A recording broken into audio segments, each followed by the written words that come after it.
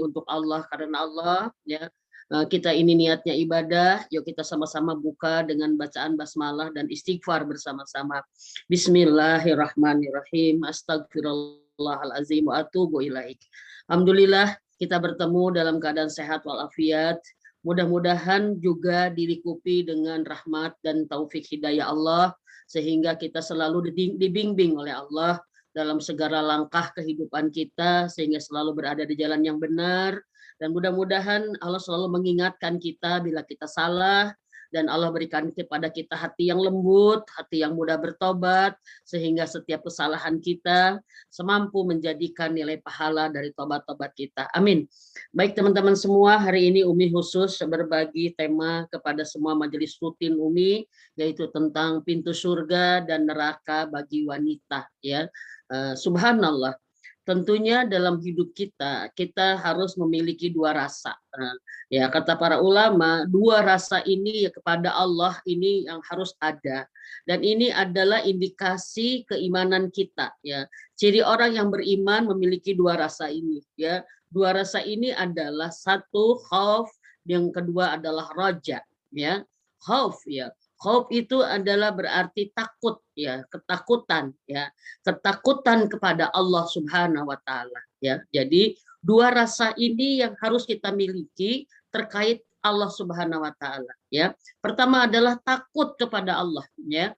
Takut kepada Allah ya merupakan sesuatu ciri kita beriman kepada Allah. Bahkan ketakutan kepada Allah merupakan sebuah nikmat yang luar biasa bagi orang yang beriman. Karena dengan takut kepada Allah, kita akan lebih menjaga diri kita hati-hati untuk tidak berbuat dosa. Ya, karena apa, teman-teman semua? Ya, takut kepada Allah kepada apanya? Kita sangat takut kepada murka Allah. Ya, puncak dari ketakutan kita kepada Allah adalah takut murkanya, gitu. Takut marahnya Allah, gitu. Ya, sebagian mengatakan kita takut sekali marah Allah, murka Allah. Bahkan sebagian orang-orang saleh itu takut mengecewakan Allah, gitu. Jangankan sampai membuat Allah murka, Allah kecewa aja takut, gitu orang-orang soleh itu. Allahu Akbar. Ya, takut murka Allah karena apa? Karena puncak dari kemurkaan Allah adalah neraka. Ya. Nah, subhanallah ya. Bukti puncak dari kemurkaan Allah, kebencian Allah adalah neraka. Dan neraka adalah simbol cara Allah menyiksa hamba-hamba yang membuatnya marah, yaitu Allah tempatkan di neraka nanti di yaumil akhir ya. Nauzubillahi min dzalik ya. Mudah-mudahan kita oleh Allah dikaruniakan rasa takut ini ya, maka kita pun diajarkan oleh Rasulullah Muhammad SAW. Ya Allah, berikan kepada kami rasa takut kepadamu yang akan mencegah kami bermaksiat kepadamu, kan gitu ya. Satu, rasa takut, khauf. Yang kedua adalah roja, berharap kepada Allah. Harapan tertinggi kita kepada Allah adalah Allah ridho kepada kita. Allah ridho kepada kita. Maka puncak dari segala niat amal soleh kita berharap Allah ridho kepada kita. Bukankah tujuan hidup kita semuanya sama ya? Ridho Allah ya, betul tidak? Kita semua ingin tujuannya ridho Allah ya. Dan puncak dari keridhaan Allah adalah Allah memberikan surga kepada kita. Nah, jadi teman-teman ya, kalau neraka adalah bukti ya kan, Allah murka kepada kita maka diberi neraka. Kalau surga adalah bukti tertinggi Allah ridho kepada kita, maka Allah memberikannya surga buat kita. Allahu Akbar ya. Mudah-mudahan hidup kita hari demi hari kita hanya dua ya, khauf dan roja. Kita takut Allah murka dan kita berharap Allah ridho pada kita, sehingga insya Allah dengan kita takut Allah murka, kita akan menjauhkan segala-gala diri kita dari perbuatan yang bisa memasuki neraka. Dan karena kita ingin ridho Allah, maka kita sekuat tenaga beramal dengan yang Allah ridho, karena kita ingin pulang menuju surga. Ini ada komitmen ya, ada komitmen nih ya. Dari takut dan harap ini kita komitmen sekuat tenaga menjauhi segala amal yang membuat Allah murka, karena kita tidak sanggup dengan neraka. Dan sekuat tenaga kita akan melakukan amal-amal yang Allah ridho, karena kita berharap bisa pulang ke surga Allah Subhanahu wa taala ya. Dan Rasulullah Muhammad SAW menyebutkan ya, sesungguhnya surga itu dikelilingi oleh hal-hal yang tidak menyenangkan. Ya, surga itu dikelilingi oleh hal-hal yang tidak menyenangkan ya. Dan neraka itu dikelilingi oleh hal-hal yang sangat menyenangkan hawa nafsu kalian. Nah, jadi mohon maaf gitu kan. Kalau kita mau ke surga ya siap-siap berhadapan dengan yang tidak enak ya, yang hal-hal yang tidak kita sukai ya, dengan hal-hal yang berat, hal yang sifatnya menguji ya kan. Karena kata Rasul pun begitu kan. Karena apa? Itulah cara Allah menyeleksi ya hamba-hambanya yang pantas masuk surga, yaitu apa? Dia diuji dengan perkara-perkara yang tidak menyenangkan jiwanya. Sementara kata Rasulullah, neraka itu adalah dikelilingi oleh hal-hal yang menyenangkan, nah, ya nikmat gitu kan, nikmat tapi celaka gitu, indah tapi bahaya, itulah prinsip yang dikatakan oleh Rasulullah Muhammad SAW. Maka ya subhanallah ya, kalau menurut hawa nafsu kita, yang namanya ibadah itu berat, betul tidak? Tidak menyenangkan, betul tidak? Ya, kita lagi enak-enak tidur, harus bangun malam, lagi capek-capek, harus sholat, ya kan? Kita baru punya rizki sedikit, harus sedekah, ya kan? Kita pengen istirahat, belum ngaji Quran. Kalau pakai hawa nafsu, yang namanya amal menuju surga itu semua berat, tidak menyenangkan. Ya, tapi kalau masalah masuk neraka itu dikelilingi oleh hal-hal yang menyenangkan, maka banyak orang yang tertipu ya, menjauhi yang tidak menyenangkan padahal akan membahagiakan yaitu surga, tapi melakukan hal yang menyenangkan padahal akan mencelakakan yaitu neraka. Allahu Akbar walillahilham, mudah-mudahan Allah menjaga kita teman-teman semua. Dan kata Rasulullah Muhammad SAW pun disebutkan, sungguh aku heran dengan manusia, kata Rasulullah. Aku heran dengan manusia yang katanya ingin masuk surga, tapi enggan, malas melakukan hal-hal dan amal yang bisa memasukinya. Gitu kata Rasulullah nih, bukan kata Umi ya. Aku heran dengan manusia, katanya ingin masuk surga, tapi malas atau enggan untuk beramal yang bisa memasukinya. Nah, gitu kan. Tapi dia katanya takut neraka, tapi dia suka dan sering melakukan amal yang justru bisa memasukkannya ke neraka. Kita sering begitu teman-teman? Kita sering begitu ya? Ya, makanya kata Rasulullah heran, katanya mau ke surga, tapi malas beramal memasukinya. Ya. Katanya takut neraka, tapi sering mengerjakan yang bisa memasukkannya. Ya, jadi kita tuh katanya makhluk-makhluk nggak jelas kita tuh ya, makhluk nggak jelas gitu ya. Bilang mau ke ujung Berung gitu ya, tapi jalan melalui alur Cimahi, jadi nggak jelas. Ini mau kemana ibu teh gitu? Saya mau ke ujung Berung, ibu ini mah Cimahi, Gunung Batu, nggak apa-apa, pokoknya jalan aja terus. Heran orang yang begini kan begitu. Nah, subhanallah teman-teman semua, dan Umi hari ini ingin mengingatkan diri Umi dan semua bagi teman-teman yaitu adalah bagaimana caranya agar kita tidak termasuk menjadi penghuni neraka dan kita bisa sukses untuk menjadi wanita ahli surga. Ini goal kita. Yaitu apa? Kita mesti tahu ya, surga itu dimasuki oleh kita sebagai wanita dengan amal apa. Nah, dan kita harus tahu neraka itu dimasuki oleh wanita dengan amal-amal apa. Sehingga apa?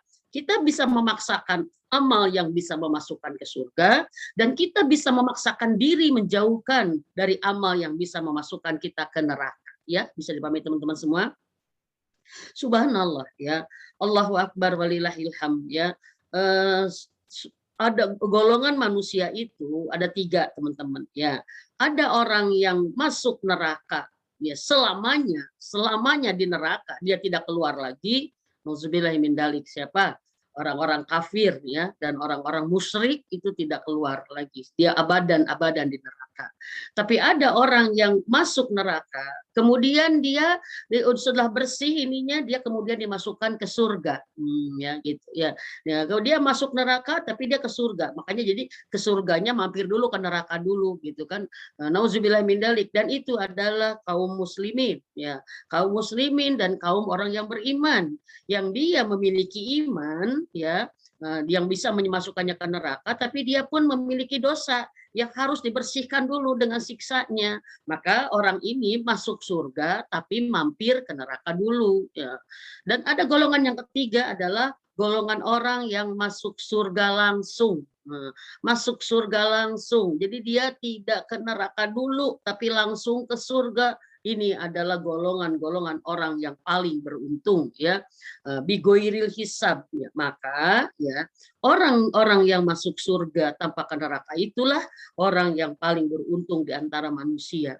Dan mudah-mudahan kita adalah orang-orang yang berusaha sekuat tenaga bahwa kita masuk ke surga dengan tidak ke neraka dulu, ya. Walaupun Rasulullah Muhammad SAW saat menyampaikan, ya, subhanallah, yang membuat para sahabat jatuh pingsan, ya. Beberapa sahabat jatuh pingsan pada saat Rasul mengatakan ini, sungguh kebanyakan dari kalian itu harus memasuki neraka dulu. Allahu Akbar, ya. Kebanyakan dari kalian harus memasuki neraka dulu sebelum kalian memasuki surga. Astagfirullah, itu para sahabat tuh pingsan, teman-teman semua, saking takutnya gitu. Maka mereka berusaha sekuat tenaga, ya, dan kemudian bertanya, ya Rasulullah, adakah manusia yang memasuki surga tanpa ke neraka dulu? Kata Rasulullah, ada, jumlahnya 70.000 orang, ya. 70.000 orang dan masing-masing satu orang membawa 7.000 lagi. Allahu Akbar, ya. Jadi hanya 70.000 orang dan masing-masing orang membawa 70.000 lagi. Teman-teman semua, mudah-mudahan kita termasuk hamba-hamba yang memasuki surga tanpa ke neraka dulu, ya. Maka pertama adalah salah satu upaya kita agar kita menjadi orang-orang yang selalu memiliki rasa berharap kepada surga Allah dan kita berharap tidak memasuki neraka Allah, maka adalah kita yang pertama adalah doa. Kita berdoa, ya. Bahkan kita berdoa, kata Rasulullah SAW, kalau kalian meminta surga, mintalah surga yang terbaik. Kata Rasulullah itu tuh, mintalah surga yang terbaik, ya. Surga yang terbaik adalah apa? Firdaus, ya. Maka kita harus sering meminta surga Firdaus. Jangan begini, saya mah masuk surga juga udah untung, nggak apa-apa, yang penting masuk surga. Saya mah tahu diri aja orang seperti apa. Ternyata bagi sebagian ulama kita nggak boleh begitu. Karena Rasul juga udah menyuruh kita meminta surga yang paling tinggi, yang paling terbaik. Mintalah, jangan sampai kita, mohon maaf, merendahkan harapan kita, seperti itu. Maka satu, upaya kita agar bisa menjadi wanita yang mengetuk pintu surga dan wanita yang menutup pintu neraka adalah satu dengan doa. Doa apa, Umi? Subhanallah, mudah-mudahan kita udah istiqomah, ya. Setiap selesai sholat, Rasulullah Shallallahu Alaihi Wasallam memberikan contoh. Ini sunnah, ya, sunnah. Yaitu apa? Ya, setelah kita beristighfar, ada bocor nih, tolong ada yang ini. Siap, ya. Setelah sholat kita pertama kan istighfar 3 kali tuh, ya. Istighfar 3 kali, setelah salam kita istighfar 3 kali. Setelah itu apa? Rasulullah berdoa, Allahumma azirna minan nar. Allahumma azirna minan nar. Ya Allah, lindungi aku, bisa artinya bisa selamatkan aku, bisa jauhkan aku, haramkan aku, pokoknya pelihara aku gitu, ya, dari api neraka. Nah, Allahumma azirna minan nar. Ada yang menyebutkan 3 kali, ada yang menyebutkan 7 kali, ya.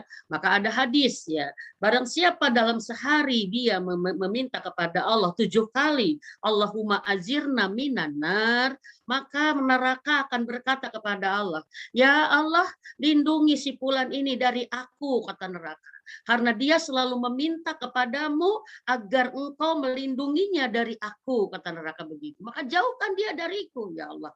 Jangan pernah dia mendekatkan kepadaku, ya Allah. Itu neraka, ibu, teman-teman. Semua itu ada hadisnya, ya. Jadi neraka sendiri yang minta, jangan dimasukkan ke saya karena dia sudah minta selama di dunia agar engkau menyelamatkan dia dari aku, kata neraka begitu. Allahu Akbar. Mudah-mudahan kita nih yang disebutkan apa ya, yang diminta neraka untuk tidak dimasukinya. Lalu kemudian kata Rasulullah SAW, siapa yang berkata Allahumma, kemudian kan udah Allahumma azirna minan nar, Allahumma azirna minan nar, Allahumma sampai 7 kali. Kemudian kita ikuti apa? Allahumma inna nas'aluka jannah. Ya kan? Allahumma inna nas'aluka jannah. Allahumma inna nas'aluka jannah, ya. Ada juga yang menerangkan, dijelaskan, Allahumma inna nas'aluka jannata firdausi bi ghairil hisab. Allahumma inna nas'aluka jannah artinya, ya Allah aku meminta surga kepadamu ya Allah. Aku meminta surga kepadamu ya Allah. Kalau ada yang mengatakan Allahumma inna nas'aluka jannata firdausi bighairil hisab. Ya Allah aku meminta surga firdaus kepadamu tanpa hisab. Tanpa hisab. Allahu Akbar ya. Dan kata Rasulullah Muhammad SAW dalam hadis itu, surga berkata kepada Allah, ya Rabb, masukkan si Fulan kepadaku. Masukkan si Fulan kepadaku karena dia selalu meminta kepadamu. Meminta aku kepadamu agar dia dimasukkan kepadaku. Allahu Akbar. Walillahilham, teman-teman semua.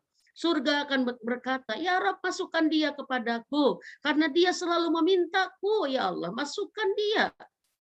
Maka Allah pun akan memasukkan hamba ini kepada surga. Dan dari situlah katanya, semakin banyak kita meminta surga, semakin rindulah surga kepada kita. Allahu Akbar ya. Semakin kita ingin dimasukin ke surga, semakin surga merindukan kita. Nah, mudah-mudahan kita adalah nama-nama yang Allah sudah tulis di pintu-pintu surga. Allahu Akbar ya. Bersama suami kita, bersama ayah ibu kita, bersama anak-anak kita, dan bersama orang-orang yang kita cintai di dunia, kita bersama-sama sudah tercatat namanya di surga nanti, karena surga selalu meminta kita dimasukkan kepadanya. Dan mudah-mudahan kita adalah orang-orang yang namanya tidak pernah ada di dalam neraka, tidak pernah ada di dalam neraka, karena Allah selalu menghapusnya. Allahu Akbar walillahilham. Dan teman-teman, inilah ikhtiar pertama kita untuk bisa menjadi wanita ahli surga, untuk dan bisa menjadi wanita yang diharamkan dari neraka adalah doa. Doa apalagi Umi, kalau ada doa yang lain ada Allahumma inna nas'aluka ridhoka wal jannah wa na'udzubika min syahwatika wan nar. Ya Allah, aku meminta ridhomu dan aku meminta surgamu, dan aku berlindung dari murkamu dan aku berlindung dari nerakamu. Jadi betul tadi kata Umi kan di awal ya, bahwa kita harus punya takut kepada Allah. Takut apanya? Takut murka Allah, karena puncak murka Allah adalah neraka. Dan kita harus berharap kepada Allah, berharap kepada ridho Allah, dan puncak dari ridho Allah adalah surga. Maka teman-teman, pasti kalau Allah sudah ridho, Allah pasti masukkan kita kepada surga, dan Allah pasti jauhkan kita dari neraka. Amin ya Allah ya Rabbal Alamin. Teman-teman, lalu yang kedua, kita harus mengetahui amal-amal khusus untuk kita wanita. Apa yang bisa membuat kita masuk surga dan apa yang bisa membuat kita masuk neraka, agar kita berjaga-jaga ya. Subhanallah. Masuk surga, Allahu Akbar walillahilham ya. Ada dengan amal umum kita sebagai manusia, yang sama amal umum itu dengan laki-laki. Jadi kita ada amal masuk ke surga wanita, tapi sama dengan amalnya dengan laki-laki. Itu berarti masuk surga dengan umum, ya, tidak dengan kewanitaan kita. Ya, itu ada di surat Al-Ahzab, salah satunya adalah ayat 35. Ya. Nah, dan bagi orang-orang yang Islam, bagi orang-orang yang beriman, bagi orang-orang yang sabar, bagi orang-orang yang saum, bagi laki-laki dan perempuan yang sholat, bagi laki dan perempuan yang menjaga kehormatannya, bagi laki-laki dan perempuan yang bersedekah. Ayatnya di situ banyak banget. Dan bagi mereka adalah ampunan dan pahala yang besar.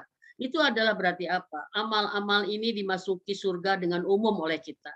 Tapi, nah, ada beberapa amal yang harus menjadi amal premium kita, yang harus menjadi target prioritas kita sebagai wanita. Karena apa?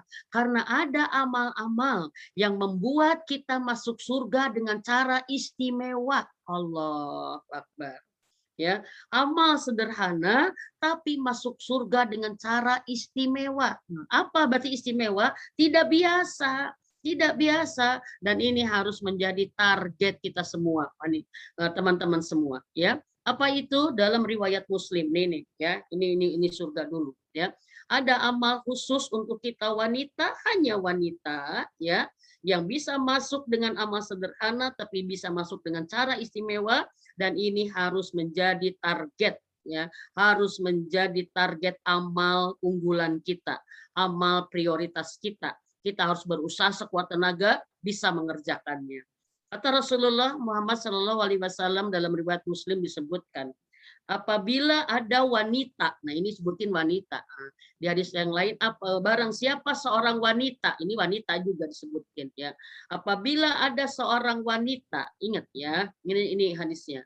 Apabila ada seorang wanita yang sholat 5 waktu, sholat 5 waktu, dan ini pakai dan ya, saum di bulan Ramadan, dan ini dan ya, bukan atau. Maka kalau dan ini berarti harus empat-empatnya.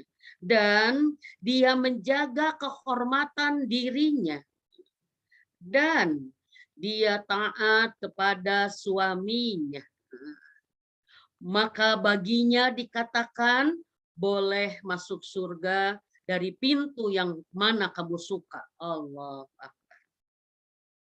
Teman-teman semua, sholat. Ternyata Allah meminta, mohon maaf, ya, dengan standar minimal dari sholat-sholat yang ada. Karena Allah minta apa? Hanya sholat 5 waktu. Allah Akbar. Ya.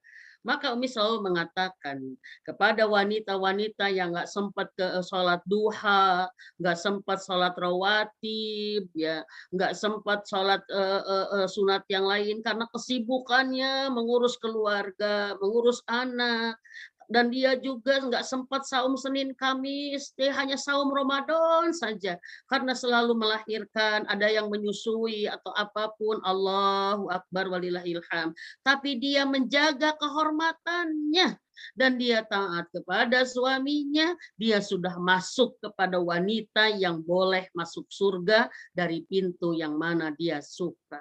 Teman-teman semua ya, dari 4 amal ini 3 wanita secara umum, 1 ada istri, yaitu taat berkaitan dengan kepada suaminya. Ya, subhanallah, ini yang harus kita ini kan. Umi, sholat seperti apa yang bisa masuk kita kategori kepada 4 amal ini? Sholat yang menjadikan dia dekat dengan Allah, sholat yang dia gunakan karena berharap pertolongan Allah, dan sholat yang membuat dia tercegah, membentengi diri dari perbuatan keji dan mungkar. Dengan sholat dia tegak, dia tegak ya dirinya dengan akidah kepada Allah Subhanahu Wa Taala. Itu ya, sholat yang didirikan, ya, sholat yang didirikan bukan hanya sekedar sholat yang ditegakkan. Allahu Akbar walillahilham. Yang kedua, kita menjaga sholat, ibu teman-teman semua. Yang kedua, saum di bulan Ramadan. Saum di bulan Ramadan adalah saum yang dengan ketakwaan, ya. Saum yang dengan mencegah, menahan hawa nafsu dari segala dimensinya. Saum yang menundukkan jiwa kesombongannya. Saum yang menumbuhkan jiwa ketakwaannya. Itu adalah saum, termasuk saum yang ini. Umi gimana kalau pakai, mohon maaf ya, pakai sholat sunat segala macam, pakai saum sunat segala macam, apalagi itu menambah kesempurnaannya. Tapi harus ketiga, dia menjaga kehormatannya. Dia menjaga kehormatannya. Ya, maaf, kalau sholat dia bagus, saum dia bagus, tapi tidak menjaga kehormatan, gagal karena harus 4, ya, harus 4. Dan teman-teman, ulama sepakat seorang wanita, ya, bagaimana kualitas saumnya itu menggambarkan kualitas sholatnya. Dan seorang wanita, bagaimana dia menjaga kehormatannya, itu membuktikan kualitas sholat dan saumnya. Allahu Akbar. Jadi ini berkaitan semua teman-teman semua. Ya, apa Umi menjaga kehormatan itu seperti apa? Ya kan? Wanita soleha adalah wanita yang taat kepada Allah, ya, dan dia menjaga kehormatannya. Itu selalu banyak sekali di situ. Apa itu menjaga kehormatan? Kata para ulama sepakat. Yang disebut menjaga kehormatan dirinya pertama adalah menutup auratnya. Ya, wanita disebut menjaga kehormatan dirinya adalah menutup auratnya. Menutup aurat di sini, mohon maaf, apa itu? Aurat adalah segala sesuatu yang harus ditutup, yang haram dilihat oleh laki-laki, bukan mahram. Ya, aurat ya. Jadi aurat itu bukan ditutup di rumah, di luar, dibuka di rumah, bukan. Tapi sesuatu yang harus ditutup dari laki-laki yang bukan mahram. Jadi kalaupun di rumah ada laki-laki bukan mahram, ya harus ditutup. Gitu, seperti itu intinya, ya. Dan apa kategori ditutup? Ini saya ingin sampaikan. Apa kategori ditutup? Aurat itu harus ditutup, satu, kulitnya, dan kedua, bentuknya. Kulitnya dan bentuknya. Jadi bukan termasuk sudah menutup kalau hanya kulit yang ditutup tapi bentuk masih terlihat. Bisa dipahami teman-teman semua, ya. Maka menutup, ya kan, menutup kulit itu bisa dengan yang tebal, tapi menutup bentuk itu harus dengan yang longgar. Bisa dipahami teman-teman semua? Maka tebal dan longgar. Agar apa? Agar dua-duanya tercapai, ya. Nah, ini adalah menutup aurat menurut Allah Subhanahu wa taala, bukan menurut keinginan kita. Gitu teman-teman semua, ya. Jadi wanita yang menjaga kehormatan adalah wanita yang menutup auratnya secara benar sesuai dengan syariat Allah. Aurat wanita apa? Seluruh tubuhnya kecuali muka dan telapak tangannya. Berarti harus ditutup kulitnya, harus ditutup bentuknya, ya. Tolong ibu-ibu kalau keluar rumah pastikan bentuk tubuh kita tidak terlihat, ya. Bentuk betis sekalipun, ya, karena betis aurat bukan? Aurat semuanya, ya. Bentuk tengkuk, bentuk apa? Karena apa? Menutup aurat itu menutup kulit dan menutup bentuk, baru disebut menutup aurat.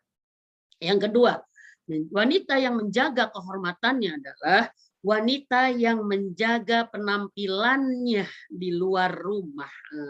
Penampilan dia tidak mengundang perhatian. Penampilan dia tidak menarik daya perhatian. Bisa dipahami enggak, ya? Wanita yang menjaga kehormatannya, di dalam hatinya sudah tidak ada keinginan menjadi daya, tiga daya. Maksudnya daya apa? Dia tidak ingin menjadi daya tarik, dia juga tidak mau jadi daya pesona, apalagi dia menjadi daya goda. Allahu Akbar. Ya. Wanita yang menjaga kehormatannya adalah wanita yang sudah tidak ingin perhatian dari orang lain, laki-laki yang lain, termasuk dari publik yang memperhatikannya. Teman-teman semua, jadi kalau ada yang masih ingin tampil cantik, mempercantik dirinya, ya kan, semua diperindah dari dirinya, dari wajahnya, dari tubuhnya, karena masih ada keinginan menjadi daya tarik, menarik perhatian, menarik simpati, menarik aja pokoknya malah, ya, subhanallah, atau pesona, apalagi membuat laki-laki, mohon maaf, tertarik kepadanya, hati-hati ini. Dia sudah keluar dari wanita yang menjaga kehormatannya. Hati-hati teman-teman semua, ya. Wanita, ya, yang dia kehadirannya tidak menjadi fitnah untuk lingkungannya dan apalagi laki-laki yang ada di sekitarnya. Itu wanita yang menjaga kehormatannya. Jadi, ya, yang kedua adalah wanita yang kehadirannya tidak ada daya goda, daya pesona, daya tarik. Dia tidak ada keinginan itu, ya, sehingga dia tidak ingin menjadi perhatian, sehingga dia tidak menjadi fitnah bagi lingkungan yang menyaksikannya, apalagi bagi laki-laki yang menyaksikannya. Mohon maaf, unsur-unsur keindahan, unsur-unsur kecantikan, unsur-unsur yang bisa mengundang syahwat sudah dia tutup karena dia terhormat, teman-teman semua, terhormat. Allahu Akbar, walillahilham. Dan yang ketiga, ya, wanita yang menjaga kehormatannya adalah wanita yang sangat besar rasa malunya, sangat besar rasa malunya, ya. Dia malu untuk, mohon maaf, untuk ketawa ngakak, dia malu untuk duduk sembarangan, dia malu kalau bertemu laki-laki, dia malu untuk menunjukkan auratnya, dia malu kalau menunjukkan kecantikannya, malu. Allahu Akbar walillahilham. Dan kata Rasulullah Muhammad SAW, malu itu sebagian dari iman dan malu itu indah ada pada diri seorang wanita. Kenapa? Karena kalau wanita punya rasa malu, dia akan malu kecantikannya dilihat orang, dia akan malu tubuhnya dilihat orang, maka dia akan menjadi wanita terjaga karena rasa malunya. malu dia untuk berpapasan dengan laki-laki, untuk bareng sama laki-laki, apalagi bercanda, karena malunya menjadi bagian jati diri dirinya. Allahu Akbar. Dan ini ada satu kisah menarik ya. Ini wanita menjaga kehormatannya ya. Itu ada dari satu kisah Rasulullah Muhammad SAW sedang berkumpul dengan para sahabat ya.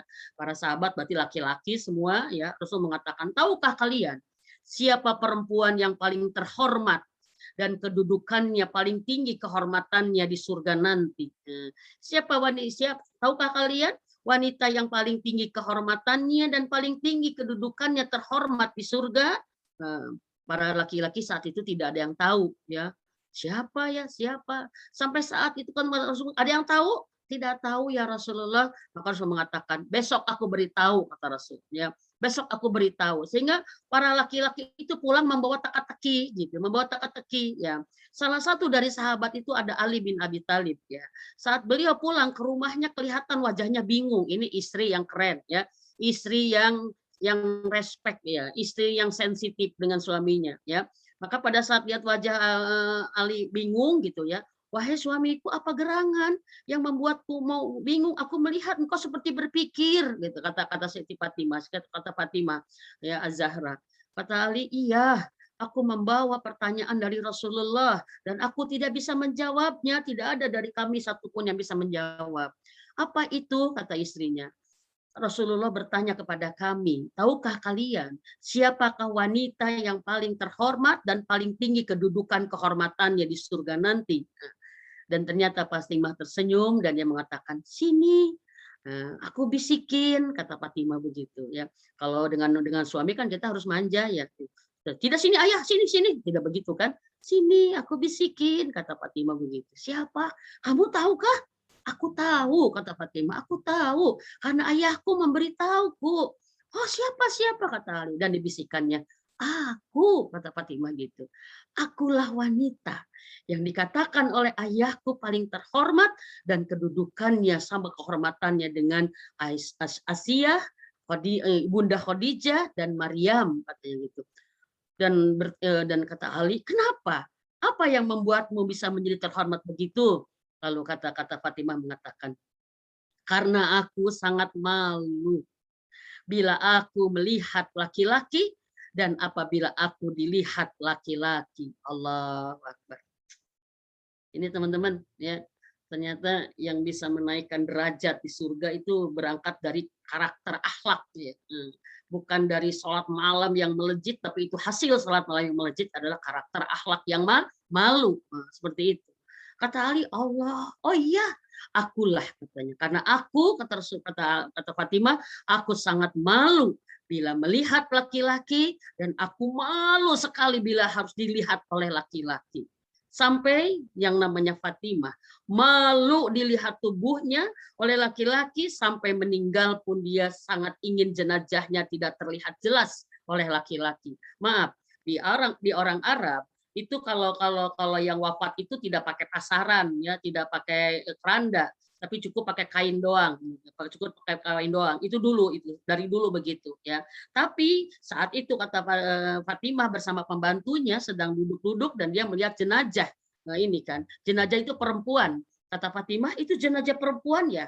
Karena maaf, perempuan itu kalau ditutupi dengan kain kan pasti masih kelihatan bentuknya perempuan itu. Betul tidak? Beda dengan laki-laki. Karena kita ada benjolan-benjolan dan kita cenderung besar di pinggul, di ini ya kan. Kata Fatimah, itu jenazah perempuan ya. Iya betul, wahai Bunda Fatimah, kata Fatimah, tolong, bila aku nanti wafat, jenazahku jangan terbuka seperti itu, tapi tutuplah bagian tubuhku dengan sesuatu yang tidak bisa melihat aku, katanya. Maka dari situlah disyariatkan jenazah wanita ditutup pakai ini, tapi tidak seluruh tubuhnya, dari mulai kepalanya mah ini, jadi pakai belenong gitu. Jadi Umi kalau di Arab Saudi kalau melihat jenazah yang pakai belenong itu langsung ingat ke Fatimah. Karena apa? Semenjak dari Fatimah itulah jenazah perempuan ditutupi khusus agar tidak terlihat bentuk tubuhnya. Allahu Akbar walillahilham. Sampai wafat pun, sudah jadi jenazah pun, karena saking tinggi kehormatannya, Fatimah tidak mau terlihat bentuk tubuhnya. Padahal dia sudah wafat. sudah selesai dengan dia. Tapi itulah bentuk rasa malunya kepada Allah Subhanahu wa taala, bentuk kehormatannya bahwa dia adalah wanita yang indah, maka Allah pun memperindah dengan kemuliaan akhlaknya. Itu teman-teman semua, ini pelajaran buat kita yang hari ini di tengah modernisasi seperti luar biasa, kita hendaknya kembali kepada syariat ya, bahwa kita harus menjadi wanita yang punya rasa malu untuk tidak, mohon maaf, bergaul bebas, bersikap bebas saat di hadapan publik karena kita punya syariat. Dan ada satu lagi ya, siapa? Bunda Aisyah ya. Bunda Aisyah waktu Rasulullah wafat kan Rasulullah dimakamkan di kamarnya ya. Bunda kemudian dimakamkan juga ayahnya yaitu Abu Bakar ya. Bunda Aisyah biasa, tapi pada saat Umar bin Khattab dimakamkan di kamarnya, maka semenjak itulah kata sahabat Bunda Aisyah tidak pernah membuka jilbabnya. Allahu Akbar. Bunda Aisyah tidak pernah membuka jilbabnya.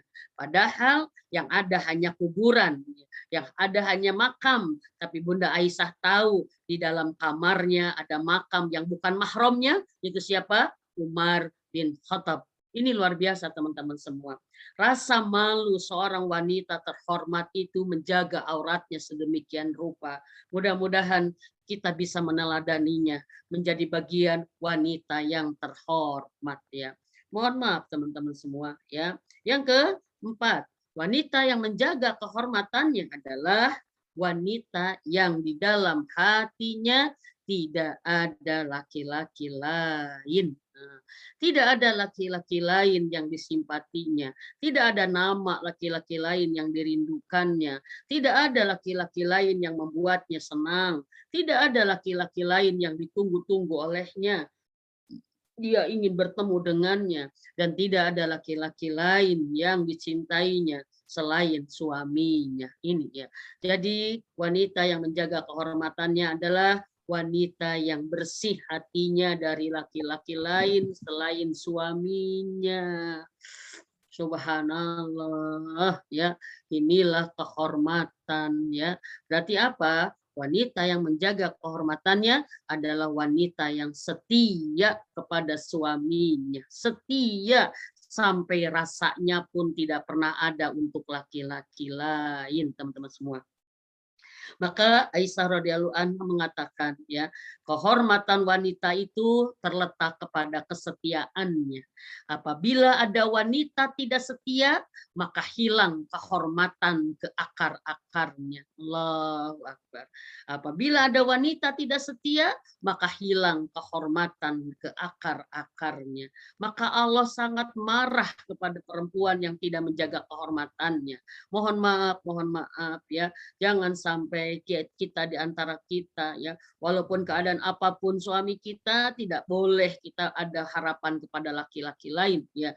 Ada harapan, ada rasa, ada cita untuk laki-laki lain, karena itu adalah bentuk kehormatan kita yang sempurna teman-teman semua ya.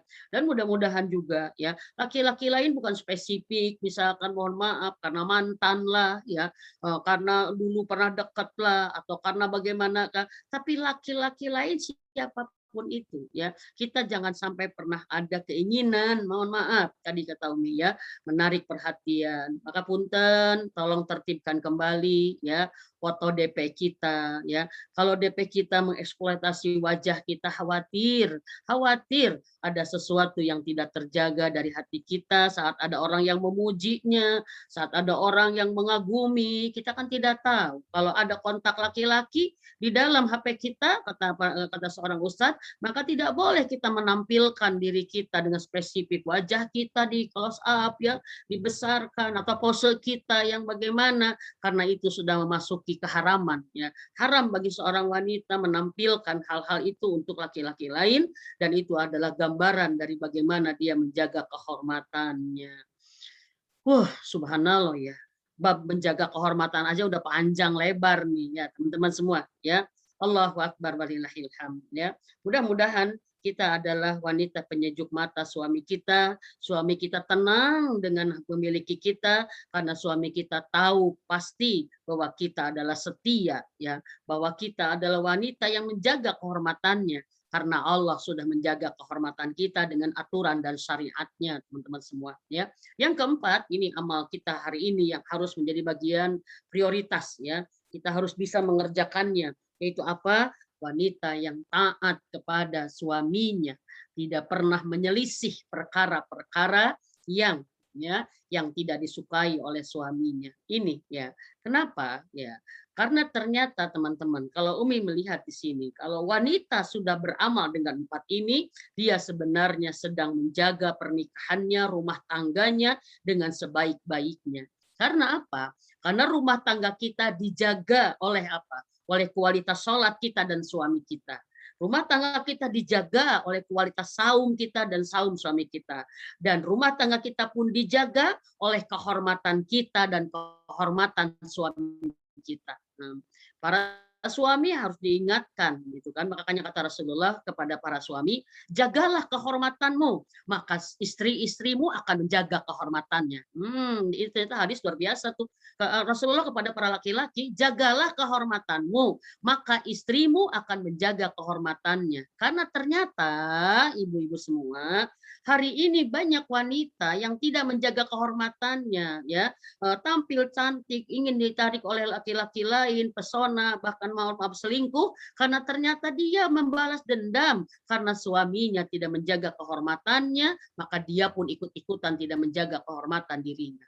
Makanya betul kata Rasulullah. Jadi kata Rasulullah maksudnya, setialah kamu kepada istrimu gitu ya, jaga kehormatanmu, jangan adalah perempuan lain kasarnya gitu, maka istrimu akan menjaga kehormatan dirinya.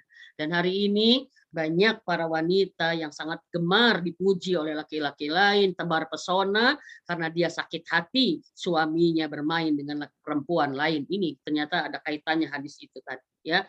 Allahu Akbar. Nah, ini rumah tangga kita dijaga dengan yang keempat, yaitu dengan ketaatan kita kepada suami kita, ya. Karena apa? Banyak rumah tangga yang goyang, yang rapuh, apalagi hancur karena apa? Suami tidak ada kepemimpinan di rumah saat istri tidak mentaatinya, ya kan?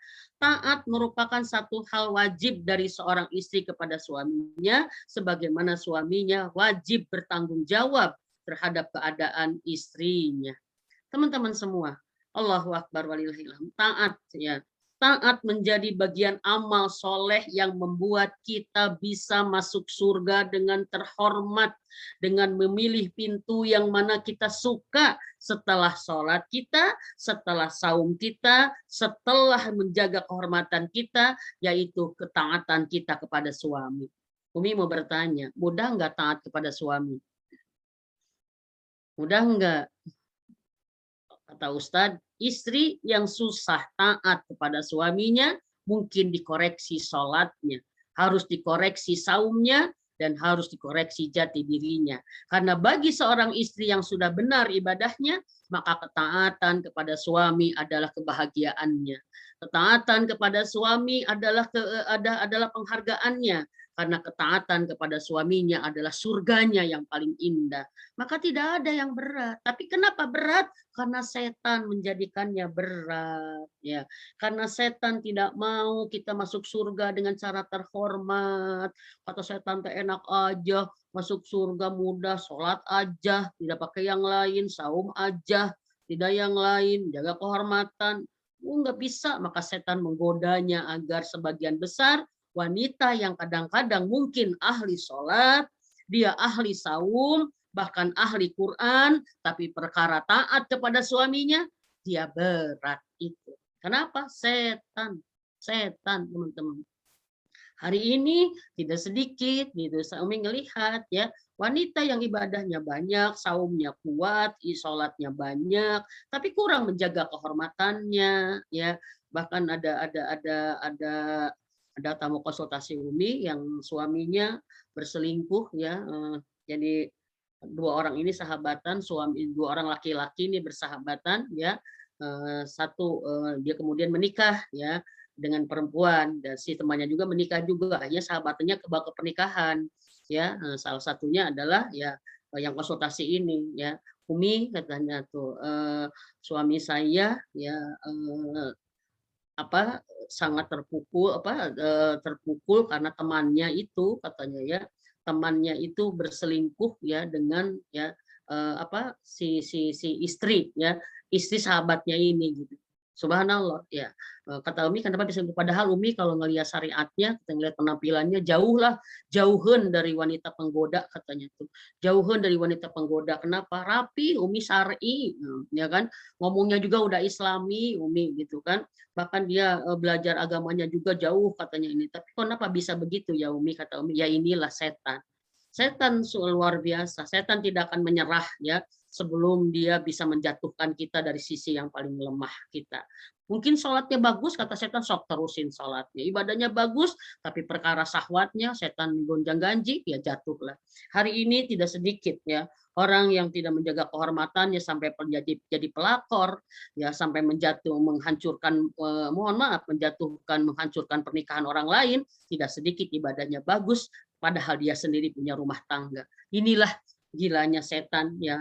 Maka setan adalah musuh yang nyata bagi kita ya, maka kita di sini harus hati-hati. Maka apa? Salah satu kesolehan seorang perempuan sempurna bila dia hablu minallahnya adalah saum dan sholatnya tegak, hablu minannasnya menjaga kehormatan, tidak menjadi fitnah, dan taat kepada suaminya. Tidak ada pembangkangan, tidak ada perlawanan dalam artian menolak, membantah. Suami bukan teman untuk berdebat, suami bukan teman untuk ribut, suami adalah imam yang harus dengan kerendahan hati kita kita taati selama dia menjadi suami yang taat kepada Allah Subhanahu wa taala. Teman-teman semua, perkara taat kepada suami ini harus terus-menerus kita evaluasi ya. Perkara taat dan khidmat kepada suami ini perlu yang harus kita perhatikan. Karena apa? Jangan sampai kita merasa sudah taat tapi di hadapan Allah kita belum, dan suami pun belum merasakan ketaatan kita sebagai seorang istri. Maka hati-hati, dari 4 amal ini terhalang satu, kita tidak bisa, harus 4-4-nya. Yuk, mudah-mudahan ini bahan muhasabah kita. Sudahkah kita hari ini menjadi istri yang taat pada suami ya, di mana kita sami'na, kita taat ya, apa suami bilang iya ya, apa suami mau iya, selama itu adalah tidak melanggar syariat, karena sesungguhnya tugas suami sangat berat untuk memimpin kita, menuntun kita, ya, menjamin kehidupan kita, bertanggung jawab terhadap kita, terhadap Allah kelak tentang perkara kita. Itu sebuah tanggung jawab berat yang akan mudah dijalankan bila kita menjadi taat kepadanya, teman-teman semua. Mudah-mudahan, yuk boleh kita nanti berkoreksi kepada suami kita, bertanya ayah atau abi atau abah atau apapun, sudahkah saya menjadi istri yang taat? Apakah ayah sering kesal karena saya sering membantah, karena saya suka mengatakan bentar, karena saya sering mengatakan nanti, karena saya suka mengatakan tidak, karena saya sering melawan, sering ini. Hati-hati ibu-ibu semua, ini adalah bagian pintu ya, pintu bagian kita bisa masuk surga dengan cara terhormat. Mudah-mudahan Allah mampukan kita ya, Allah mampukan kita untuk bisa menjadi wanita yang beramal 4 ini, sehingga surga saat ini sudah merindukan kita. Amin ya. Dan mudah-mudahan kalau kita banyak kesalahan, alhamdulillah Allah masih ada dengan ampunannya. Kita masih diberi hidup di dunia, Allah masih membuka ampunan lebar, tidak ada kata terlambat ya. Kita barangkali bisa menikmati nikmatnya taubat di usia seperti ini karena Allah memberikan hidayah, bahwa kita menyadari bahwa mungkin sholat kita belum teraplikasi real dalam kehidupan kita, belum tegak, saum kita juga belum bisa mencegah menahan hawa nafsu kita, kehormatan kita pun masih kadang-kadang masih banyak seperti jebolnya, dan kita masih jauh dari taat kepada suami. Maka tidak ada kata yang paling tepat kita ucapkan hari ini melainkan astagfirullahalazim. Ya, kita minta ampun kepada Allah Subhanahu wa taala, dan kita pun selalu minta maaf kepada suami kita, karena saat suami kita memaafkan, mudah-mudahan Allah ridho dan Allah menjadikan kita wanita yang masuk surga tanpa hisab, boleh memilih dari pintu yang kita suka. Ini baru surganya.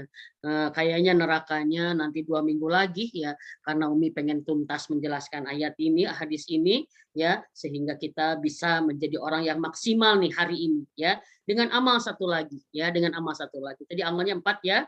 Satu adalah apa? Sholat 5 waktu, 2 saum di bulan Ramadan, apalagi plus-plusnya tambahin terus ya. Kalau kita udah sunat, sudah apa, lakukan terus ya.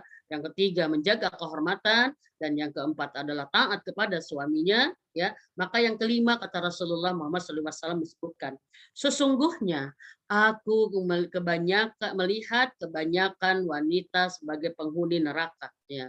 Aku melihat kebanyakan penghuni neraka adalah wanita. Itu hadisnya ada ya. Maka kepada para wanita ini ya. Ya, jadi aku melihat kebanyakan neraka penghuninya adalah wanita. Ya, kebanyakan wanita. Maka kepada para wanita hendaknya mereka memperbanyak sholatnya dan memperbanyak sedekahnya. Tuh, sedekah nih baru masuk nih ya. Memperbanyak sholatnya dan memperbanyak sedekahnya. Kalau tadi kan sholat 5 waktu saja, tapi sekarang tegaskan lagi kata Rasulullah. Di neraka itu kebanyakan wanita, maka wanita agar tidak memasukinya, tapi seperti itu, maka perbanyaklah sholat dan perbanyaklah sedekah. Nah, maka wanita-wanita yang memegang keuangan, ya, hendaknya keuangan kita tidak hanya habis oleh hobi kita, oleh keinginan kita, ya. Maka wanita yang baik adalah wanita yang bisa mengelola uang nafkah dari suaminya sehingga selalu ada sisa untuk sedekah keluarganya. Allah Akbar, ya. Ada ibu-ibu yang mengatakan ke suaminya, ayah ini uang ayah berikan kepada ibu buat apa aja? Pakai untuk yang baik-baik. Gunakan untuk kebutuhan keluarga. Kalau ada sisa, gunakan sama ibu untuk baik-baik. Nggak usah minta izin lagi ke ayah.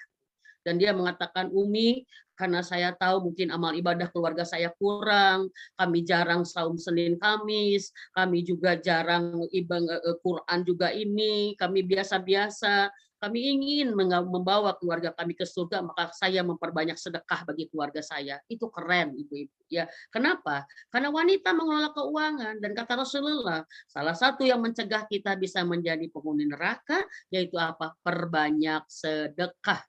Dan wanita yang banyak sedekahnya pasti banyak mengalah terhadap keinginan-keinginannya. Ya.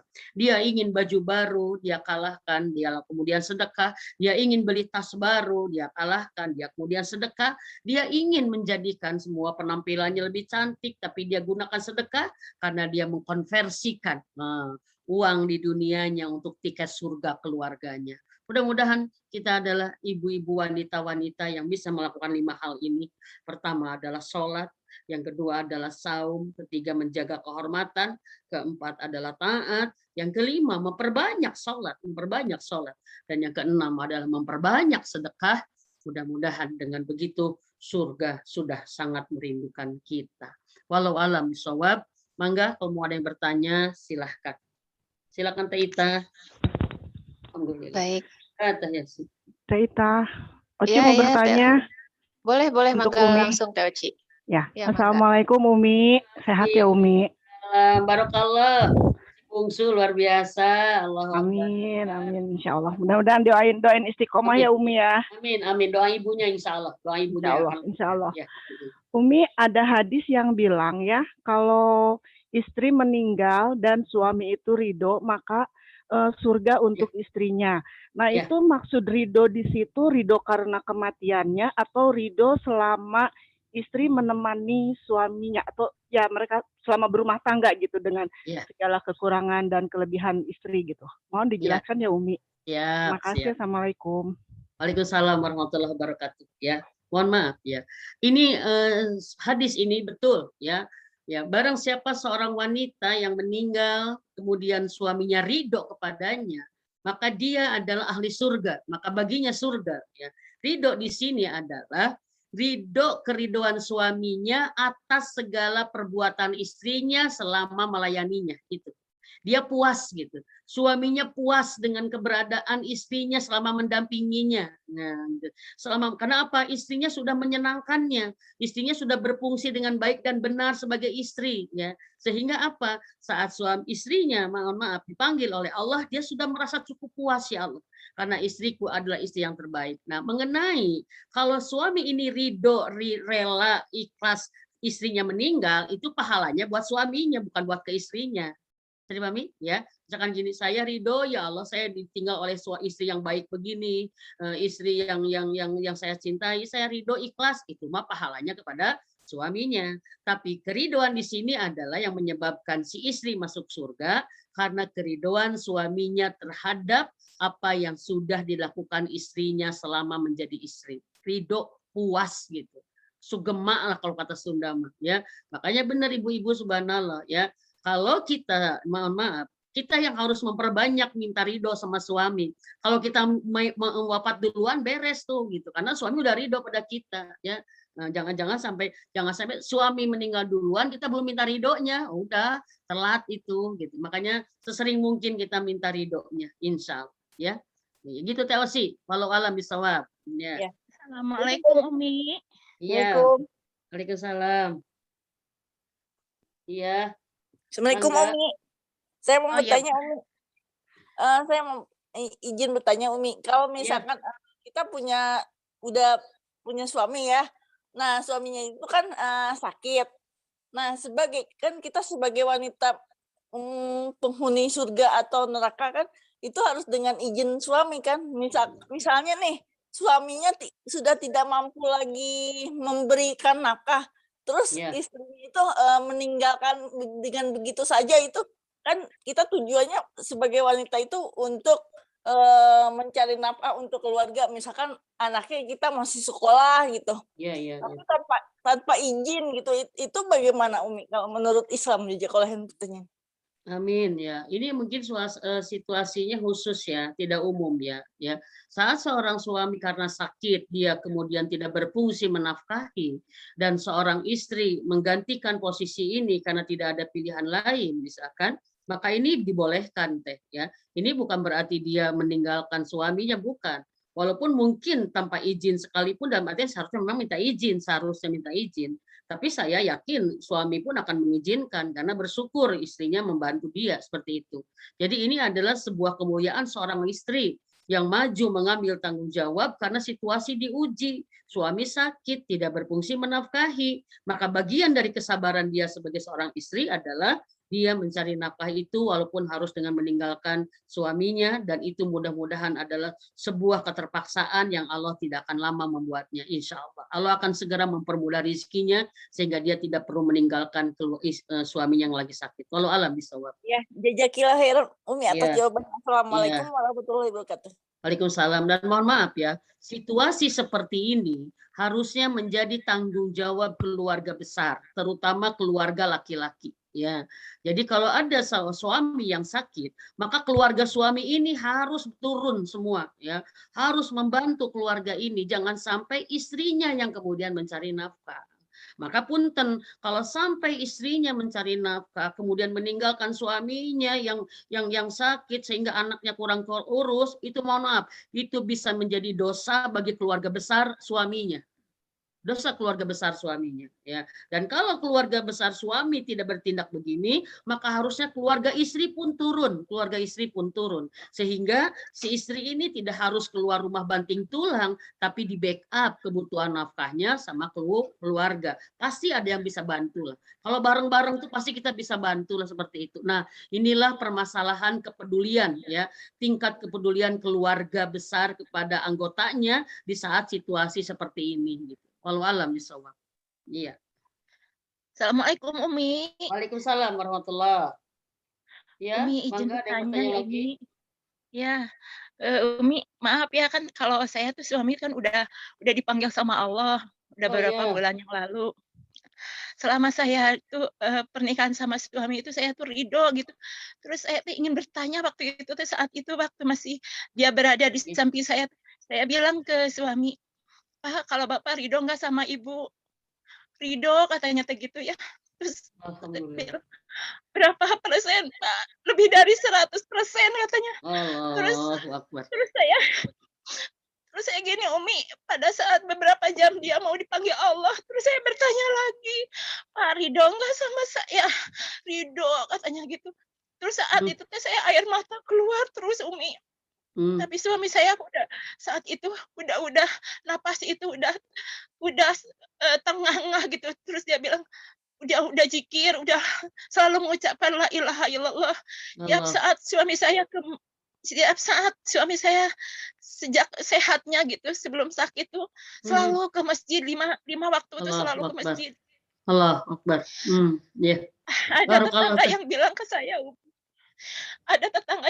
saya, ya tetangga itu sebagai ibu tetangga gitu, bilang katanya, "Teteh mah masih muda, tapi saya mah nggak berpikir ke situ, Umi. Saya berpikir kepada suami yang begitu solehnya mendampingi saya. Banyak sekali kebaikan suami saya. Tolong Umi penjelasannya buat saya untuk ketegaran hati saya. Assalamualaikum warahmatullahi wabarakatuh." Waalaikumsalam warahmatullahi wabarakatuh. Teh Yunros, Allahu Akbar, barakallahu fik ya. Satu tanda bahwa Teh Yunros saat suami wafat, Teh Yunros sudah ada dalam jaminan dalam surga Allah. Mudah-mudahan tidak dirusak ya. Mudah-mudahan tidak dirusak dengan kehidupan dengan perbuatan-perbuatan berikutnya. Karena Teh Yunros sudah mendapat sertifikat wanita ahli surga saat keriduan suaminya, dan itu bisa berkurang saat kita melakukan dosa-dosa. Maka jagalah sekarang, istiqomahlah dalam keridoan ditinggal suami, dalam kesabaran hidup tanpa suami ya, dan dalam ketegaran kita bersama anak-anak. Itu subhanallah pelengkap dan Yunros untuk bisa segera ya mendapatkan tambahan tiket-tiket surga yang lainnya, memperbanyak sholat. Dan yang kedua ya, masalah kita menikah lagi atau dengan suami ini itu adalah jangan sesuatu yang dipikirkan oleh kita. Karena kalau memang Allah menghendaki, dengan caranya Allah akan berikan itu pada kita. Tetapi kita jangan menjadi dari pikiran kita masih muda atau apapun. Biarlah Allah sajalah yang menetapkan. Sementara kita sekarang taat aja di setiap saat ya. Kita mengisi detik-detik umur kita untuk taat, sehingga kita menunggu kepulangan kita pun dengan ketaatan. Kalaupun dalam menunggu wafat kita itu Allah memberikan karunia-karunia, itu adalah sesuatu yang memang Allah berikan kepada kita dengan ridho. Hanya dari Rasulullah Muhammad SAW ya. Ya Rasulullah ditanya, aku ingin di surga itu dengan istriku yang ini ya Rasul gitu ya, dengan istriku ini bagaimana caranya? Kata Rasulullah, seorang wanita yang ditinggal suaminya, kemudian dia tidak menikah lagi, maka dia akan bersama suaminya itu di surga nanti. Subhanallah. Maka dari situ sahabat ini berkata kepada istrinya, wahai istriku, sesungguhnya aku mendengar Rasulullah berkata ini. Maka aku berharap kepadamu, kalau aku meninggal duluan, engkau tidak menikah lagi, karena aku ingin menjadi suamimu kelak di surga nanti. Kata istrinya, aku tidak akan menikah lagi. Dan si istrinya ini tidak menikah lagi karena yakin dengan hadis Rasulullah. Maka seorang istri, kata Rasulullah, akan bersama suaminya ya di surga nanti kalau mereka dua-duanya taat dan takwa saat suaminya meninggal duluan dan dia tidak menikah lagi. Ya, seperti itu. Kalau Umi kalau menikah lagi gimana? Ya mungkin ya dengan suami yang terakhir. Ya dengan suami yang terakhir. Seperti itu. Walau alam bisawab ya. Tayuras. Mudah-mudahan Allah kuatkan ya. Tapi yang pasti kita mungkin kehilangan suami, tapi jangan kehilangan Allah ya. Karena sesungguhnya suami pun titipan dari Allah ya. Suami indah bagaimanapun itu dari Allah. Sekarang suaminya yang nggak ada, tapi rahmat Allah masih tetap ada bersama Teh Yunros. Teruskan kebaikan itu ya di sisa-sisa umur kita semua. Amin. Insya Allah. Walau alam bisawab. Baik. Ini Teh Yunros ini jadi bikin saya berpikir nih Umi. Beliau dan beberapa mungkin dari teman T8 yang sudah suaminya mendahului gitu kan, sudah punya sertifikat itu ya Umi ya. Punya itu. Allah. Kita belum sementara tentu. Kita itu dia kita ini masih PR, apakah punya sertifikat itu atau tidak gitu. Jadi maka mungkin itu, itu minta juga ya Umi ya. Ke suami setiap saat ya Umi ya. Iya. Itu betul ya. Teh Yosi, Teh Anet, Teh semua, Teh Heni, Teh Seita, ya Umi juga. Mintalah setiap saat itu, terutama setiap selesai sholat, menjelang tidur ya. Abi ridho nggak sama Umi, ridhoi Umi. Insya Allah saat suami ridho mengatakan Abi ridho, itu rasakan Allah tersenyum indah buat kita. Yes gitu ya. Kita menjadi istri yang sudah dapat tiket nih gitu kan. Sehingga kita tidak terlalu takut seandainya besok lusa ada apa-apa dengan kita pulang kepada Allah minimal dengan tiket istri yang diridhoi suaminya itu. Insya Allah. Walau alam bisawab. Baik, ini ada pertanyaan dari Teh Sri Meliani. Izin bertanya Umi, bagaimana jika seorang istri sudah taat pada suaminya, tapi suaminya masih saja berselingkuh katanya. Lalu istrinya masih berusaha mempertahankan pernikahannya demi anak dan menutupi aib suami kepada keluarga, walau dalam keadaan hati yang hancur. Jadi seperti ngebatin gitu katanya. Bagaimana menurut Umi? Masya Allah.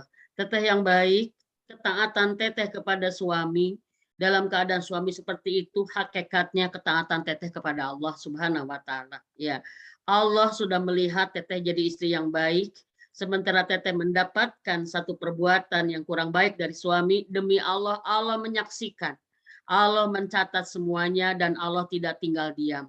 Saran Umi, teruskanlah teteh mendekatkan diri kepada Allah, karena dekat dengan Allah dengan semua banyak ibadah menjadi hiburan, ya, hiburan hati yang terluka, ya, menjadi kekuatan hati yang lemah, ya, hati yang remuk tidak akan dibiarkan remuk oleh Allah, tapi akan dibangun menjadi hati yang indah manakala kita dekat dengan pemilik hati yang sebenarnya adalah Allah Subhanahu Wa Taala.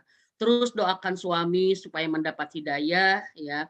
Terus doakan kita supaya tegar dan sabar menghadapi ujian ini, dan terus meminta pertolongan biar supaya Allah memberikan pertolongan dan jawaban untuk pernikahan kita ini.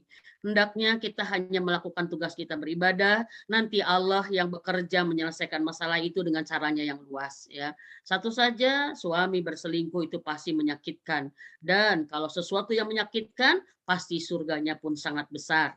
Tinggal teteh datang sama Allah, laporkan sama Allah, teteh sudah seperti ini, sementara suami teteh seperti itu, laporkan. Allah sangat suka mendengar aduan hambanya, Allah sangat suka mendengar keluh kesah hambanya, bahkan Allah sangat suka mendengar hambanya merintih, khawatir, takut, tidak kuat, maka Allah akan suka menolong hamba yang seperti ini. Teh, teruskan saja. Kalau menurut Umi nanti Allah memberikan petunjuk, ya. Tetapi mohon maaf, kalau kita berusaha sekuat tenaga mempertahankan pernikahan demi anak-anak, ya kan, luruskan lagi, bukan demi anak-anak, tapi karena Allah saja, nanti biar Allah yang menyelesaikannya. Walau alam bisawab, ya. Itu Teh. Baik, ini ada yang raisen, Teh Lucy, barangkali mau bertanya langsung, Teh Lucy, mangga. Assalamualaikum warahmatullahi wabarakatuh. Waalaikumsalam warahmatullahi. Izin bertanya Umi. Siap, mangga Teh Lucy. Iya Umi. Umi, indikator apa kita itu seorang wanita itu disebut telah meraih keridhaan seorang suami? Apa mungkin kita itu bisa sepenuhnya meraih keridhaan seorang suami? Padahal seorang suami itu kan juga seorang manusia yang punya kecenderungan, punya subjektivitas gitu. Apa kita bisa sepenuhnya menyenangkan beliau gitu? Bisa meraih sepenuhnya keridhaannya? Itu seperti apa Umi? Baik, alhamdulillah. Bagus banget pertanyaannya Teh, ya. Kalau kepada orang tua Allah mengatakan ridho aku ada di ridho ibu bapamu, tapi kalau untuk seorang istri ridho Allah ada di ridho suaminya. Nah, artinya adalah apa? Ya, ridho Allah ada pada saat kita sudah melakukan semua kewajiban dan kebaikan-kebaikan kita kepada suami kita. Itu. Ya, kita sudah melakukan kewajiban, kebaikan-kebaikan seorang istri kepada suami kita. Kalau suami kita satu frekuensi iman dan takwanya, pasti dia ridho seperti Allah sudah ridho kepada kita. Bisa dipahami ya? Tetapi kalau ternyata Allah sudah ridho kepada kita, tapi suami kita tidak ridho, itu bukan menjadi indikasi kemudian Allah tidak ridho. Karena tadi suami objektivitas, apalagi suami beda tatarannya, apalagi suami juga beda, mohon maaf arahnya, maka kita tidak pernah bisa ya mencari memuaskan seluruh manusia, memuaskan dari potensi-potensi kepada suami kita, maka tujuannya jangan mencari kepuasan suami, tapi cari keridhaan Allah. Bisa dipahami ya Teh Lucy ya. Intinya parameternya begitu. Kalau kita sudah melakukan semua, kemudian sebaik mungkin, semampu mungkin, apa yang menjadi kewajiban kita sebagai seorang istri kepada suami dengan sebaik-baiknya, demi Allah pasti Allah ridho walaupun suami tidak ridho. Oke? Itu parameternya. Ya, penilaian tetap pada Allah ya Umi ya. Tetap pada Allah, tetap pada Allah. Karena hari ini tidak sedikit istri kurang apa baiknya, istri kurang apa solehnya, tapi karena standar suaminya bukan standar iman, parameternya bukan takwa, tetap aja dimarah, tetap aja dihujat, apalagi dilaknat. Kata Umi, jangan takut laknat dan marah manusia, karena dia tidak akan pernah bisa menentukan kecuali Allah yang telah memberikannya kepada kita. Termasuk maaf orang tua, mohon maaf bisa ke orang tua ya. Saat kita sudah berbuat baik kepada orang tua dengan sesuai yang Allah mau, dan Allah sudah ridho kepada perbuatan kita kepada orang tua, tapi orang tua tidak ridho, itu mah nggak masalah, karena yang penting Allah sudah ridho. Makanya tujuannya adalah Allah ridho, bukan ibu ridho, bukan bapak ridho. Karena apa? Karena bisa jadi ada ibu bapak yang berbeda ininya, standarnya. Tapi pasti kalau ibu bapak yang baik pasti sesuai sama dengan Allah ridho. Allah ridho, dia pun ridho, maka subhanallah ya, kita menjadi anak yang diridhoi. Walau alam bisawab teh Lucy. Ya, jazakillah khair Umi Amin, jawabannya. amin, wayaki, Iya. amin, amin. Baik, barangkali ada yang mau bertanya langsung lagi, mangga. Ada yang lagi? Subhanallah, seru ya ngaji ya. Seru pisan, Umi. Ini berarti masih ada PR bagian keduanya ya, Umi ya? Iya. Dari sisi nerakanya ya. Ya, sisi nerakanya. Makanya sekarang kita geber dulu deh. 2 minggu ini latihan kuat ya, meningkatkan kapasitas sholat kita, meningkatkan kualitas saum kita, dan terus mengevaluasi kehormatan kita dan ketaatan kita ya. Untuk ketaatan dan kehormatan bisa langsung confirm ke suami ya. Ayah, aku sudah menjadi istri yang terjaga belum ya, gitu ya. Salah satunya ada seorang istri yang mengatakan kepada Umi, suami saya tidak mengizinkan saya punya kontak laki-laki di kontak saya. Kata Umi, kenapa? Karena kata dia, aku nggak suka aja kalau Bunda laki-laki siapapun itu. Iya, tapi kalau tukang galon boleh Umi, tukang galon ya, tukang sayur, langganan ayam boleh. Kata Umi, taatlah, biarlah. Tapi Umi, saya dianggap sama teman saya dianggap menghindar, memutuskan silaturahmi. Saya bilang sudah saatnya, saat berkaitan dengan apa yang Allah suka lewat suami kita tidak memperhatikan apa kata manusia. Ya, apa kata manusia? Karena apa? Gitu kan? Keriduan Allah sudah jelas di Teteh, dan suami Teteh melakukan itu benar menurut Umi. Karena punten, hari ini suami yang benar-benar menjaga istrinya pasti banyak menjaga dengan perlindungannya, pasti banyak melarangnya, ngaturnya. Karena apa? Dia tahu zaman ini sedang zaman seperti apa. Seperti itu ya teman-teman semua. Umi sangat ini kalau berhadapan dengan kasus-kasus seperti ini, kata Rasulullah Muhammad SAW ya, ada barang siapa yang mencari keriduan Allah walaupun manusia ya kan menganggapnya buruk, memurkainya, maka Allah ridho kepadanya. Tapi barang siapa yang mencari ridho manusia padahal Allah murka kepadanya, maka seluruh langit dan bumi akan murka kepadanya. Nauzubillahimindzalik. Ya, kita hari ini kan sering ngikutin apa kata manusia, bukan kata Allah. Dan satu hal, saat kita berjuang mencari ridho Allah dengan cara dibenci oleh manusia, itu luar biasa teh perjuangannya ya, luar biasa. Itu pasti pahalanya luar biasa, besar sekali. Walau alam bisawab. Ya, mungkin baik, sudah Umi. Masih ada pertanyaan kah? Sebentar Umi, kita pengen ini catatan tentang 4 doa yang tadi Umi sampaikan. Yuk. Yang pertama, yang setelah sholat Umi, kan pertama istighfar. Ini mungkin sambil teman-teman yang lain membuka catatannya, barangkali takut ada yang kelewat. Kemudian Allahumma azirna minan nar ya Umi. Iya. Yang kedua Allahumma inna nas'aluka jannah firdausi bigoiril hisab, itu tambahan. Bigoiril hisab. Iya. Kemudian yang terakhir Allahumma inna nas'aluka ridhoka wal jannah wa na'udzubika min syahwatika wan nar. Oh ya, wa na'udzubika. Baik, itu aja Umi. Mudah-mudahan kita semua bisa mempraktekannya nanti. Sip. Amin. Insyaallah. Mungkin Umi langsung ke doa saja ya. Ya, baik, siap. Bentar Umi mau minum dulu ya. Ini punten Umi nggak tahu. Tadi itu Umi tuh jujur tadi udah lulus tadi itu pulang dari sana teh. Masya Allah. Mungkin tadi nggak pakai sound ngajinya, jadi suara Umi lepas kan mungkin ya. Sekarang juga kan nggak pakai. Tadi Umi teh ngelempreh dulu Kata saya, Umi kenapa? Ntar mau ngaji lagi jam 1 nguatin energi. Tapi benar tadi Umi ada hikmah satu kata ya. Saat kita merasa lemah, tapi kemudian kita memanggil la haula wala quwata illa billah, benar sekejap itu kekuatan tuh ada ya. Sekejap Allah kasih kekuatan dan Allahu Akbar, walillahilham. Allah izinkan Umi bicara hampir 1,5 jam, itu semuanya karena kekuatan Allah. Dan betul teman-teman, mudah-mudahan hari demi hari semakin nikmatnya kita punya Allah saat dalam segala keadaan kita memanggil Allah ya. Kita memanggil Allah dengan kebergantungan dan kelemahan kita, ternyata itu akan menghasilkan kekuatan-kekuatan yang luar biasa buat kita.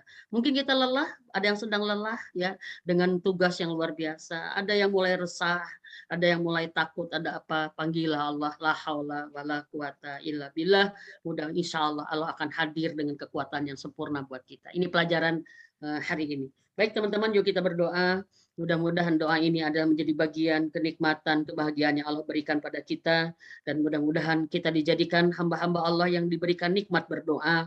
Karena saat itulah ada satu kenikmatan bahwa kita punya Allah dalam segala keadaan episode kita. Allahumma sholli wa sallim wa barik ala Muhammad wa ala alihi wa sahbihi azmain. Astagfirullahaladzim. Astagfirullahaladzim wa atubu ilaik. Astagfirullahaladzim wa atubu ilaik. Ya Allah, ya Rahman, ya Rahim, irhamna anta khairur rahimin. Ya Hayyu ya Qayyum ya Zalalil wal Ikram, birahmatika astagis. Duhai Allah yang maha sempurna kasih sayangnya, kami berkumpul mengemis di sini, mengemis rahmat-Mu ya Allah. Irhamna, rahmati kami ya Allah. Rahmati kami ya Allah, dan dengan rahmat-Mu tolonglah kami ya Allah. Tolonglah kami ya Rahman ya Rahim, dengan rahmat-Mu ampuni semua dosa-dosa kami ya Allah. Dosa seumur hidup kami Robbi, ampuni juga dosa ayah ibu kami ya Allah. Ampuni juga dosa suami kami ya Allah. Ampuni dosa seluruh anak-anak keturunan kami ya Allah. Ampuni dosa keluarga besar kami ya Allah. Ampuni dosa seluruh saudara muslim mukmin kami, baik yang masih hidup apalagi yang sudah wafat. Ya Rahman, ya Rahim, irhamna ya Rabb. Dan dengan rahmat-Mu kami memohon ridho-Mu ya Rabb. Ridhoi pengajian ini menjadi amal soleh kami di hari ini ya Rabb, yang pahalanya terlimpah sempurna dari ridho-Mu kepada kami. Dan jadikan dengan rahmat-Mu pahala ini menjadi pahala jariah bagi ayah ibu kami ya Allah. Jadikan setiap kebaikan yang Engkau berikan kepada kami menjadi pahala jariah bagi ayah ibu kami ya Rabb. Ya Allah, ya Rahman, ya Rahim, kami memohon rahmat-Mu ya Allah. Dengan rahmat-Mu ridhoi pengajian ini, ilmunya menjadi hidayah untuk kami, menambah keimanan dan ketakwaan kami, menumbuhkan rasa takut kami kepadamu yang akan mencegah kami bermaksiat kepadamu. Tumbuhkan rasa harap kami di hati kami akan keridhoan-Mu yang menambah kami semangat untuk terus beramal mencari keridhoan-Mu menuju surga-Mu.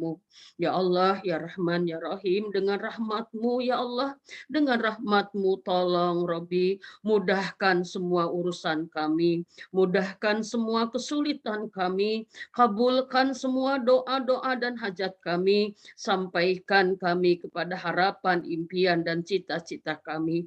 Ya Allah, rahmati kami Robbi, dengan rahmat-Mu bimbinglah perkataan kami, baik dalam keadaan marah ataupun ridho.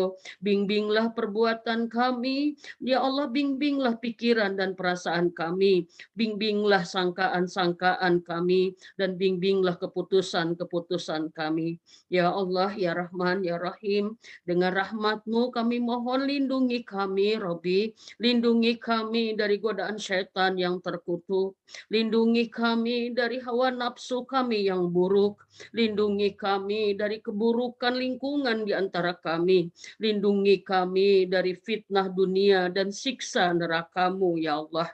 Lindungi kami ya Rabb, lindungi kami dari musibah yang besar, lindungi kami dari kesulitan yang terus-menerus, dan lindungi kami dari takdir yang buruk. Ya Allah, ya Rahman, ya Rahim, lindungi kami ya Rabb dari resah gelisahnya hati, dari kemalasan dan kelemahan jiwa, lindungi kami dari bakhil dan pengecut sifat kami, dan lindungi kami ya Rabb dari lilitan pihutang dan kesewenang-wenangan manusia. Ya Allah, ya Rahman, ya Rahim, kami berlindung kepadamu Rabbi dari masalah dan musibah yang tidak sanggup kami menerimanya, dari aib dan fitnah yang tidak sanggup kami menjalaninya.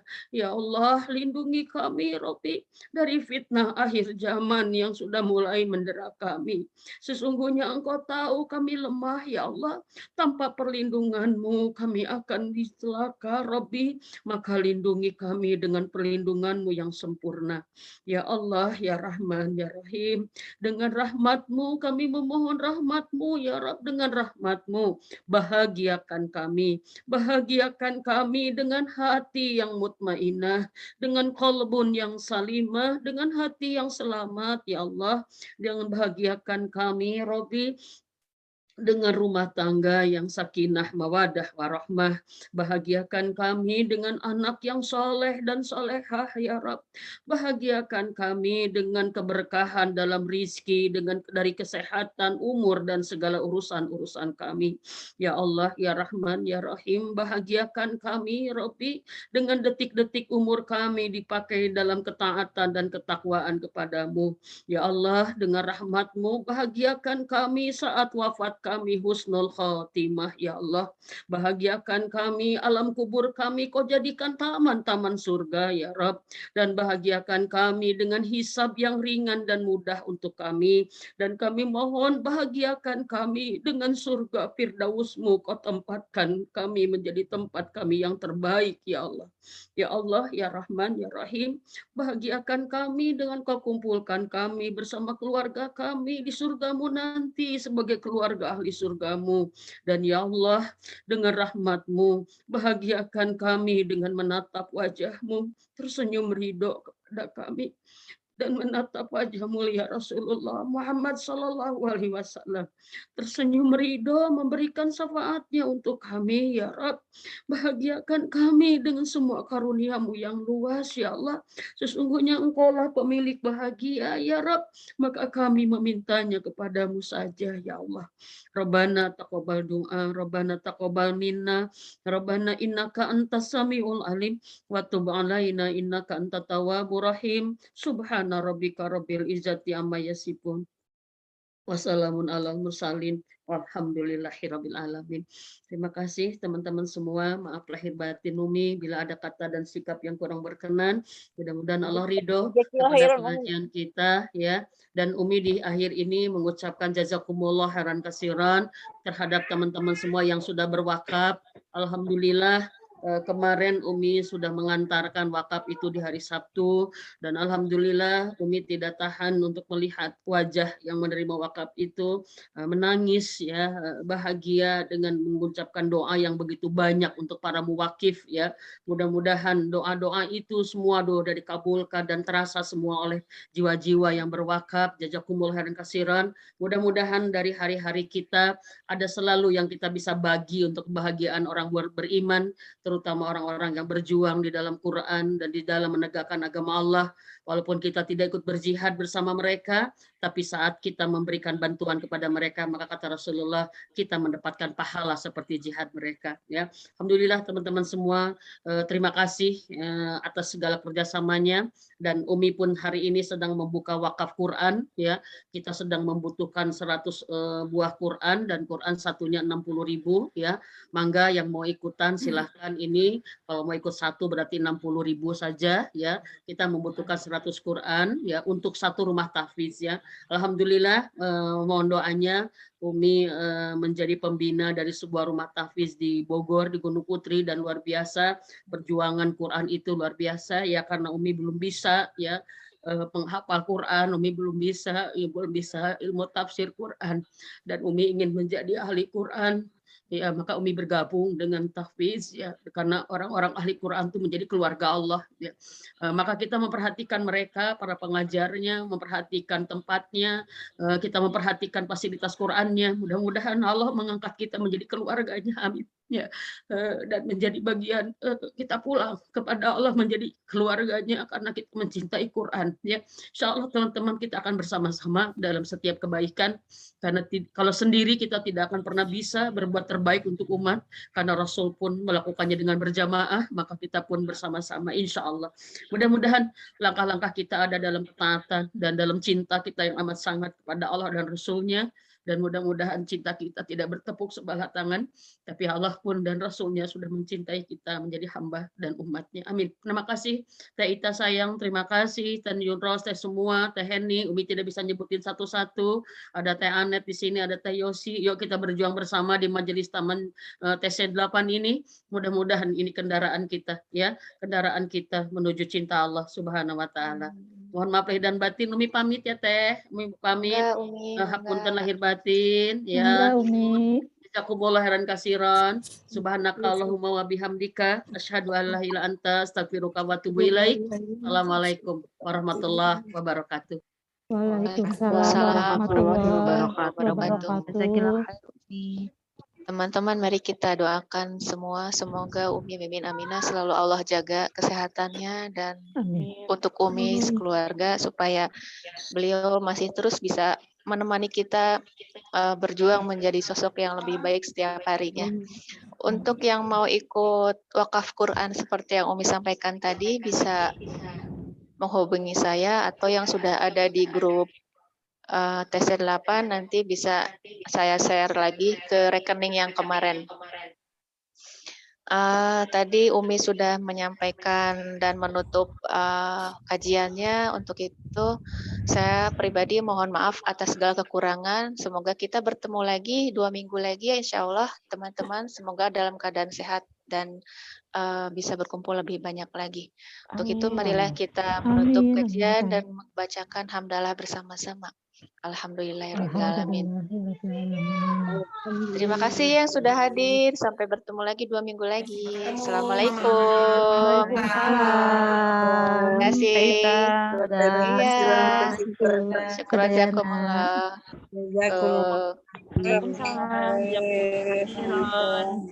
Bu atur nuhun sadayana.